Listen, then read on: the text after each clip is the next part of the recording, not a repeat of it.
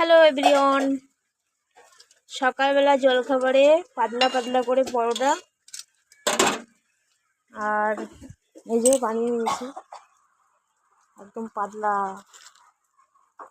আর দুটো বানিয়েছি পিঠার পরোটা। হ্যাঁ, খুব সুন্দর বেলা হয়েছে, মা বেলে দিয়েছে, আমি বেলতে পারি না অতটা। আর এখানে করছি আলু চচ্চড়ি।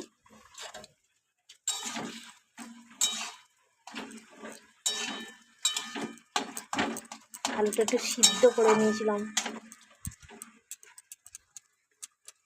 আর দেখো বাইরে কত বৃষ্টি হচ্ছে।